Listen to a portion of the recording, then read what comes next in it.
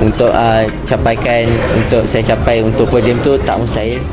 Bagi saya Veda pun memang laju, dan saya akan cuba untuk kejar dia lah. Sih tergantung ridersnya. Kalau saya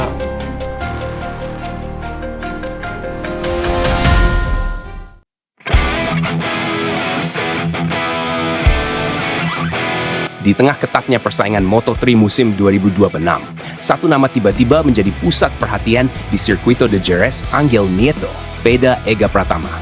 Datang sebagai rookie, Veda memulai balapan dari posisi ke-17. Posisi yang secara realistis membuat peluang untuk finish di barisan depan terasa sangat berat. Namun justru dari titik itulah cerita besar dimulai. Sejak lampu start padam, Veda tampil agresif namun tenang, hingga akhirnya diam. Namun bukan hanya itu yang membuat penampilannya terasa spesial. Data menunjukkan sesuatu yang jauh lebih mengejutkan. Di lintasan Jerez yang teknis, Veda mencatatkan kecepatan puncak hingga 222 km per jam. Tertinggi di antara seluruh pembalap. Sebuah pencapaian yang membuatnya dinobatkan sebagai Raja Top Speed di balapan tersebut, sekaligus mengantarkannya meraih predikat MVP berkat performa luar biasanya. Padahal, motor yang ia gunakan adalah Honda NSF 250 Airway, yang di atas kertas sering dianggap kalah unggul dibandingkan motor KTM dalam hal kecepatan lurus. Namun di tangan Veda, teori itu runtuh. Ia membuktikan bahwa dalam dunia balap, mesin bukan satu-satunya penentu. Cara mengendalikan motor, menjaga momentum, dan memaksimalkan setiap sektor lintasan jauh lebih menentukan. Veda mampu mengeluarkan potensi maksimal dari motornya, bahkan melampaui ekspektasi. Yang membuat pencapaian ini semakin mengesankan, ia melakukannya di hadapan para pembalap tuan rumah. Rider-rider Spanyol yang jauh lebih familiar dengan karakter Jerez justru tidak mampu mengimbangi performanya. Disinilah statusnya sebagai rookie mulai terasa berbeda. Ia bukan sekadar pendatang baru, ia adalah ancaman. Namun di balik sorotan itu, muncul dinamika menarik dari rival terdekatnya di Asia Tenggara, Hakim Danish. Pembalap asal Malaysia tersebut tidak bisa menyembunyikan perasaannya. Melihat Veda tampil begitu dominan, Danish mengaku merasa iri. Terlebih, ia sendiri menggunakan motor KTM yang secara teori lebih kompetitif, tetapi belum mampu menunjukkan performa seimpresif Veda. Perbandingan ini semakin menekan, karena di saat Veda melesat dari posisi ke-17 hingga finish ke-6 dan meraih status MVP, Danish masih berjuang menemukan konsistensi di barisan depan. Namun alih-alih terpuruk, Danish justru menjadikan situasi ini sebagai motivasi. Ia menyatakan tekadnya untuk bangkit di balapan berikutnya. Baginya, hasil di Jerez bukan akhir, melainkan awal dari pembuktian. Ia yakin masih memiliki kemampuan untuk melampaui Veda jika mampu memperbaiki performa dan menemukan ritme terbaiknya. Pernyataan itu pun menambah panas rivalitas. Kini, bukan hanya soal siapa yang lebih cepat, tetapi siapa yang mampu berkembang lebih cepat. Di satu sisi, Veda datang dengan momentum luar biasa, kepercayaan diri tinggi, pengakuan dari paddock dan status sebagai rookie paling menonjol saat ini. Di sisi lain, Danish membawa ambisi untuk membalas dan membuktikan bahwa ia juga layak bersaing di level tertinggi. Namun satu hal yang tidak bisa dipungkiri, apa yang ditunjukkan Veda di Jerez telah mengubah peta persaingan. Ia tidak lagi dipandang sebagai kejutan. Ia adalah standar baru. Dan jika performa seperti ini terus berlanjut, maka bukan tidak mungkin nama Veda Ega Pratama akan terus mengguncang Moto3. Bukan hanya sebagai Raja Top Speed, tapi how a super both of you short day. Semua mesin motor sebenarnya cepat, hanya sedikit berbeda tergantung mental dan kemampuan. Selama Veda menunjukkan penampilan yang mengesankan, mental Hakim Danish akan semakin turun.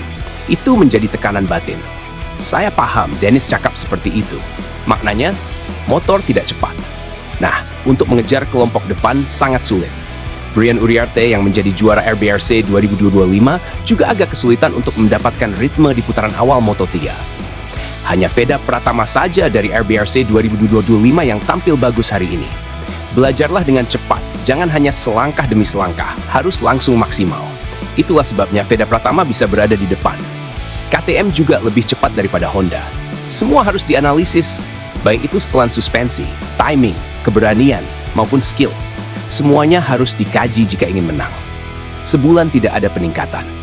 Kasihanlah, Selamat datang di AARC. Dennis masih kering, belum berkembang, harus benar-benar berusaha keras. Contohlah seperti Veda. Apakah dia sedang berpuasa hari ini? Kalau dia sedang berpuasa, ya tidak apa-apa dengan hasil seperti itu. Masa ia masih langkah demi langkah lagi? Riano Uriarte terlihat seperti belum menunjukkan kemampuannya. Sementara Veda sudah tampil ningat sejak ronde pertama yang merupakan awal yang bagus, harus lebih banyak mengambil resiko yang diperhitungkan. Jangan terlalu bermain aman. Veda mendunia. Hakim Dennis kuatkan mental dan fisik untuk next round. Kalau mereka bisa cepat, kita juga harus cepat. Baru bisa fight. Maaf, Veda lebih hebat dari Dennis. Jangan salahkan motor. Hakim Dennis pakai pabrikan KTM. KTM mendominasi, artinya KTM bagus. Yang kurang ialah skill dan keberanian pembalapnya sendiri. Motor tidak ada power, tidak sepower motor Veda. Veda dari kualifikasi sampai ke race cemerlang. Harap mekanik-mekanik Hakim Dennis cepat counter problem. Satu hasil yang sebenarnya tidak terlalu mengecewakan. Performa selama latihan bebas hingga kualifikasi juga sudah bagus. Saya optimis bisa mengumpulkan poin, tapi tidak apa-apa. Balapan berikutnya semoga lebih kuat lagi. Hakim Dennis dan Veda adalah pembalap terbaik wakil ASEAN di Moto3. Mari kita sama-sama mendukung mereka. Semoga mendapatkan hasil yang lebih baik di balapan berikutnya. Semoga di balapan berikutnya, kita bisa melihat Hakim Dennis dan Veda bersaing di barisan depan dengan pembalap lain. Harus agresif seperti Veda, cuma resikonya jatuh sangat tinggi. Insya Allah satu hari nanti boleh dapat momentum seperti Veda. Saya rasa kali ini bukan masalah pada motor, tapi Hakim Dennis sedikit kurang beradaptasi dengan gaya berkendara di Moto3 yang berbeda dengan RBRC dan Asia Cup. Terlihat juga Veda sangat cepat beradaptasi.